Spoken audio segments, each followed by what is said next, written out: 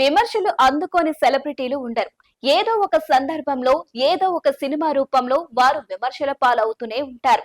ఆ జాబితాలో మహానటి కీర్తి సురేష్ కూడా అలా తిట్లు తినే ఇక్కడి వరకు వచ్చిందట. ఆమె ప్రధాన పాత్రలో నటించిన చిత్రం ఉప్పు కప్పు రంబు. సుహాస్ కీలక పాత్ర పోషించిన ఈ మూవీ అమెజాన్ ప్రైమ్ లో జూలై 4న విడుదల కానుంది.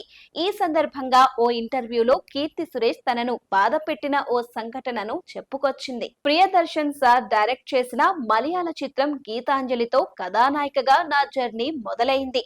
అప్పుడు జరిగిన ఓ సంఘటన నాకు చాలా బాగా గుర్తుంది. ఓ సన్నివేశం షూటింగ్ అయ్యాక ఎంత చెత్తగా చేశానో తెలుసా, వెళ్లి మానిటర్ చూసుకోపో అని తిట్టారు. నాకు కళ్ళల్లో నీళ్లు తిరిగాయి. నాకు అది మొదటి సినిమా కావడంతో ఏడ్చేశాను. ఆయన అందరినీ అలానే అనేస్తాడు. ఆయన కూతురు నటి కళ్యాణి ప్రియదర్శన్ ను కూడా అలాగే తిట్టేవాడు అని చెప్పింది.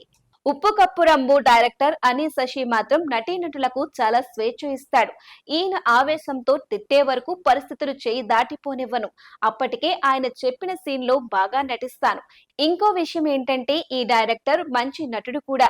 చాలా మంది డైరెక్టర్లు చెప్తారంతే, కానీ ఈయన ఎలా యాక్ట్ చేయాలి అని చేసి చూపిస్తారు అని కీర్తి సురేష్ చెప్పుకొచ్చింది. గీతాంజలి చిత్రంతో హీరోయిన్ గా కెరియర్ మొదలుపెట్టిన కీర్తి సురేష్ తెలుగులో నేను శైలజ, నేను లోకల్, మహానటి, రంగ్ దే, దసరా, సర్కారు వారి పాట వంటి పలు చిత్రాల్లో నటించింది. కల్కి 2898 ఏడి చిత్రంలో ప్రభాస్ వాడే కారుకు వాయిస్ ఓవర్ ఇచ్చింది.